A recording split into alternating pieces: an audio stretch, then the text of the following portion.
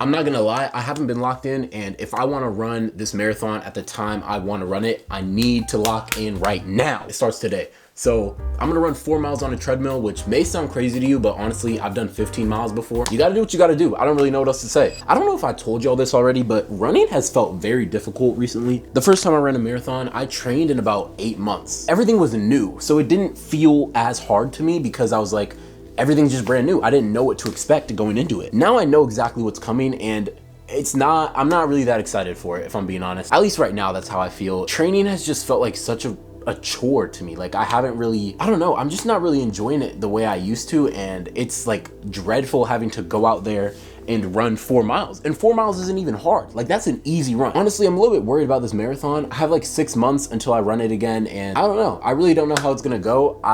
I know I have to lock in, like starting right now, and so depending on how this next month goes, it's going to have a direct result on how my marathon goes in November. You know what, that's crazy, bro. I'm gonna talk about my devotion a little bit later, but I'm actually motivated to know that Jesus knew what was coming when he was going to the cross, and he still went through it. Like, bro, if Jesus can die on the cross, I can run a second marathon. Let's lock in.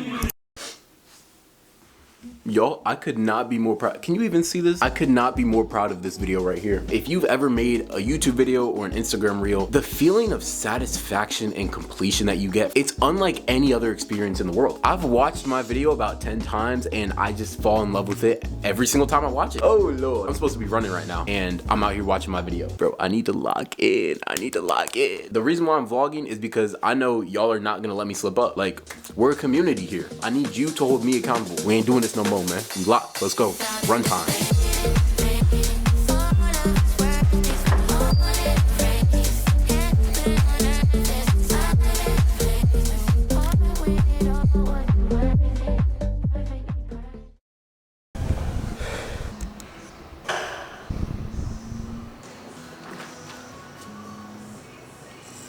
First off, I want to shout out Olivia Dean and Michael Jackson for getting me through that run. Secondly, that run was actually pretty easy. The first half mile felt very difficult, I'm not gonna lie, and I didn't think I was gonna make all 4 miles. I actually planned on only running 2 to 3 miles, but then my friend called me and she was basically like, you're lazy, you need to do a minimum of 4 miles.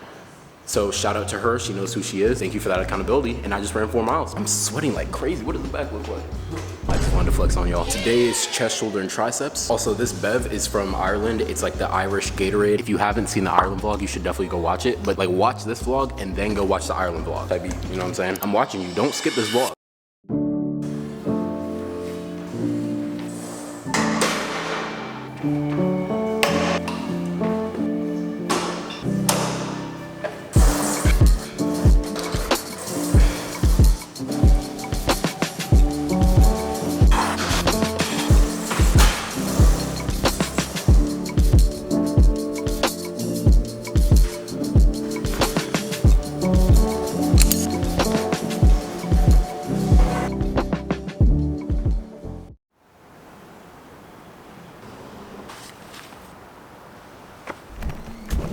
This year, I started reading through the Gospels for my morning devotions. Right now, I'm in the book of John. I read chapter 15 this morning, and not gonna lie, John 15 is a top tier chapter. There are so many ways to apply this chapter. One of my favorites is from verse 18, which says this: if the world hates you, remember that it hated me first. The world would love you as one of its own if you belong to it, but you are no longer part of the world. I choose you to come out of the world, so it hates you. I love how bold John is in this chapter. It's so good. As someone who's trying to become a content creator, there are so many different ways that I could fall into the world. For example, the music I use in my vlogs, the different topics I choose to talk about, brand deals that I could take. There's so many different ways that I could choose the world over Jesus. But this verse just reminds me that as a Christian, I basically gave up my right to make that choice. Like when I chose to follow Jesus, I automatically chose to follow him in every single area, which includes the background music, the brand deals. It includes even the way that I speak on my vlogs. Obviously, vlogging is about my life. Like that's what vlogging is. But at the same time, if you watch my vlogs and you don't see Jesus in me, I failed. And I think that can be applied to so many other areas, whether it's school, going to work, or even starting a business. Having these goals and pursuing these things is really good. It's actually honoring God, except when you choose those things over God, that's when it becomes a problem. And so I really just love how John broke it down for us in chapter 15. He literally said, if you're choosing the world over Jesus, you're not a part of it. You have to go against the world and be on Jesus' side. That was just something that stuck out to me. I hope these devotions are actually helping you guys. I get a lot of comments saying that I should bring back the daily devotionals. No, but I will bring devotionals testimonials into all of my vlogs, so you're welcome. Anyways, what else do I need to do? Have I eaten lunch today? It's crazy how the day just like slips by. This is the benefit of working from home. I get to go to the gym midday, and that's okay.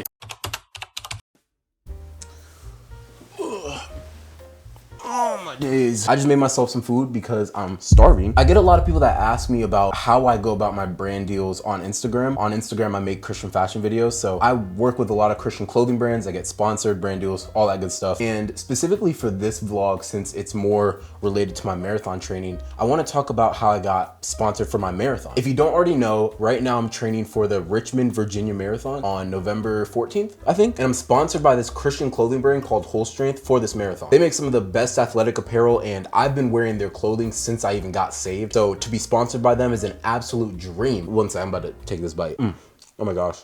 When it comes to brands sponsoring people in general for marathons, I don't know if we're gonna make it through this segment. The food is too good. Brands have to receive value, right? Like nobody's gonna give away money and not expect it in return. And so looking at sponsorships as a whole, you have to offer value. And I knew that I offered a lot of value to any brand that I worked with. I have a good following online. I have a loyal audience. I get really good engagement on my videos. And I'm one of the only Christian fashion influencers on the app. When I first started making content on Instagram, there were little to no videos about Christian fashion. And so because my niche is Christian fashion, I knew that if I was gonna get sponsored for my marathon, it had to be a Christian brand. Like that's just what made sense for my audience. And I knew that's where I offered the most amount of value. I reached out to a few brands. There were a couple brands I was already in contact with, and Whole Strength was one of them. They ended up closing the deal the fastest. Also, I have a great relationship with them. Shout out Luke from Whole Strength. He's a great guy. And I've been wearing Whole Strength since before I started making content. So it just made sense. But genuinely, there's something about my mom's food. I think she puts crack in it. Am I allowed to say that on YouTube? She doesn't put crack in it, but it's addictive. The second thing I want to say about getting sponsored, and you can take this with a grain of salt, my deal with Whole Strength consisted of sending me out their clothing. Obviously, I need something to wear. We also had to agree on deliverables. So I'm doing a series on Instagram where I document my marathon training. Because they're going to be ran as ads, I had to make sure that all the clothing I was wearing, there's no extra brands, all those little things that go into making a sponsored video that you probably don't think about. And then there's the obvious part, the money. I got paid dollars, and it's nice and all. Like, don't get me wrong, I'm blessed to be able to get paid to run a marathon. However, I would just like to share on my behalf. I was doing this stuff for free before it even was an option to get paid. And the reason why I say that is because if you decide to start content just so that you can get paid for it, it's not worth the money. If you think about the number of hours you will spend training for the marathon, fueling for the marathon, recovery, all of this stuff, it is worth way more than X amount of money that you're gonna get paid from a brand. I was a runner before I ever got paid to run. I was rocking Christian clothing before I ever got sponsored by a brand. And so getting sponsored for my marathon is great. But at the same time, I'm not running these marathons because I'm sponsored. I'm getting sponsored for marathons that I was already planning on running. Time for another bite. I've been yapping too much, man. I just need to eat my food. And so yeah, I think that's all I got for sponsored marathon stuff. If you have any questions, you can just leave them in the comments. Man, there's so much that goes into being a content creator that like nobody really knows about unless you're actually a content creator. It's kind of crazy. But anyways, I'm gonna enjoy my food.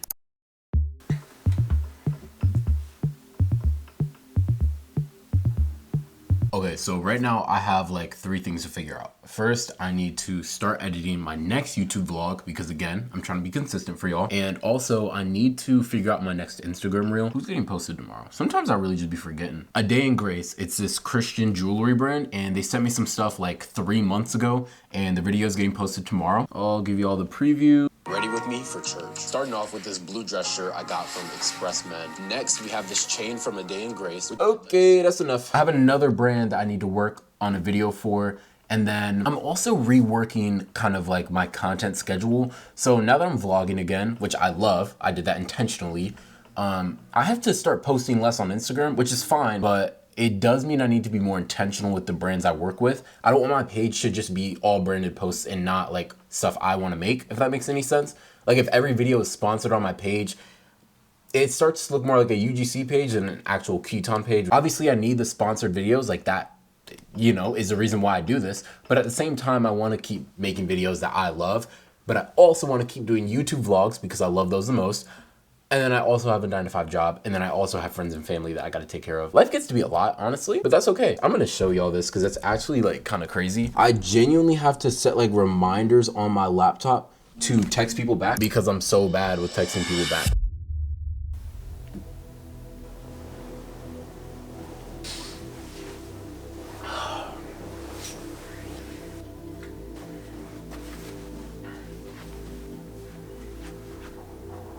Well, good morning, y'all. Let me tell you guys a story. So it is 6:43 in the morning. And remember yesterday when I was telling you about accountability? Well, sometimes accountability can go too far. And you have friends that make you get up at 6:30 in the morning to go to a track that is 45 minutes away. I have a flight at noon. Packed my suitcase last night, and I'm going to go to this track to run sprints.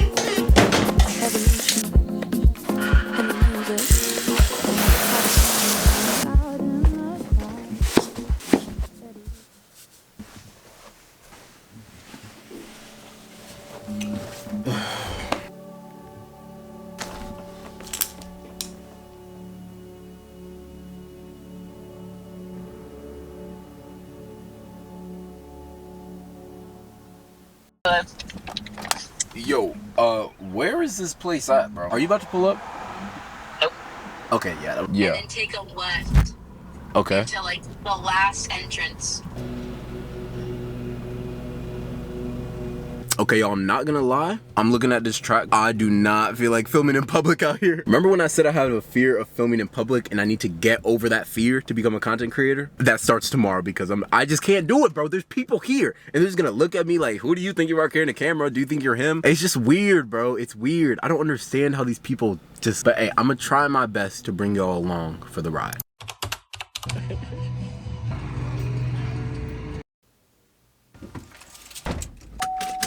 Ladies and gentlemen, we did it. That track run was low-key very hard, I'm not gonna lie. As I said before, I was way too scared to film out there. The whole football team was out on the track. Anyways, now me and my friends are headed to Flying Biscuit. I don't know, someplace to get breakfast.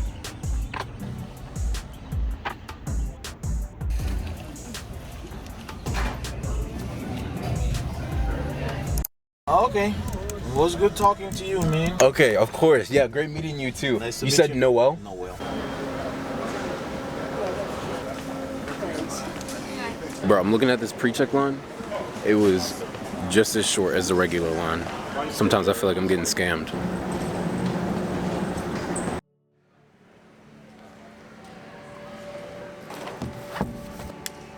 Alright, y'all, surprise, surprise. I'm in the airport again. You shouldn't be surprised. I come to the airport way too often. I didn't feel like vlogging at the track because I was embarrassed. I didn't feel like vlogging at breakfast or the bike shop because that was all just embarrassing. This is a bad habit I have. I need to stop bailing myself out with this. If you don't already know, my goal is to run a 3:30 marathon, sub 3:30. My first marathon, I ran it barely sub 4. It was 3:59.04, which, I mean, that was my goal, so that was great. But now for this next marathon, I want to run it under 3 hours and 30 minutes, which is a very difficult task, but I think if I work hard enough, I can get there. And so because of that, I know that the distance isn't the issue. Like the first marathon I trained for, I was focusing on, I need to hit 26 miles, I need to train up to 20 miles, I need to hit every single weekend mileage, all that good stuff. Now I know that I can hit 26.2 miles. I just need to get fast enough because to run a sub 3:30, I need to run an 8-minute pace for the whole marathon. So yeah, it's a big goal. And because of that, I've been trying to focus on getting my speed up versus just long mileage.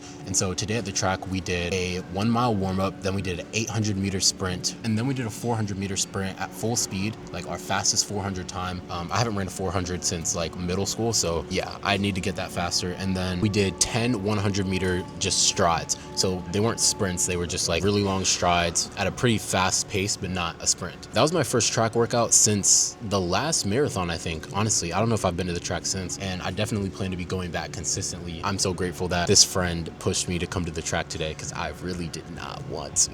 Actually, I need to text this person back, low-key. I'm gonna send a voice memo to this person, but you'll hear it on the vlog too. Yo, I just wanted to say thank you so much for pushing me to come out and run on the track today. I know that I need it, and if there's any chance of us running this sub 3:30 marathon, we gotta lock in now. Dang, that sounded so media trained. Anyways, enjoy the rest of your day.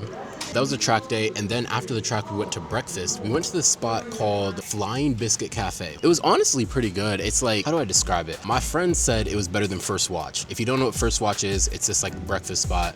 I think they have it in many cities, but they have it in Charlotte all over, and it's one of my favorite breakfast spots. They were claiming that this Flying Biscuit Cafe is better than First Watch. Cap. bro. They were lying. It was mid and expensive, but they did give pretty big portions, so that's a plus. After breakfast, we went to this bike shop because my friend is looking to get a bike. Honestly, it was cool seeing her like get fitted for the bike. Seeing my brother graduate in Ireland was really inspiring because it's like, man, he achieved his goals. But then seeing my friend go out to buy her first bike, I get to be with her at the beginning of her journey. Because like a lot of people are gonna see her when she crosses the finish line for the half Ironman, and they're gonna be like, wow, that's so inspiring. But it's like, I get to be there when she's buying her first bike, like before she ever accomplishes that dream and that goal. And so that's just really cool to me. Same thing with like me right now training for this next marathon. Obviously, when I cross the finish line and get that goal, post on Instagram, everybody's gonna be like, dang, like that's good, bro, like good work. But it's like the real ones were with me on this vlog. The real ones knew that I did not want to run today or yesterday, but I did it anyways. And that's, I believe that moments like these are the times that make those finished results, like those end results, worth it. Anyways, yeah, I'm gonna stop yapping. Thank you for watching the vlog. If you made it all the way this far, comment a green emoji. Shout out Charlotte, Niner Nation. I love my YouTube community. All 25 people that view these videos, I make the videos for you. Shout out. Love y'all. Adios.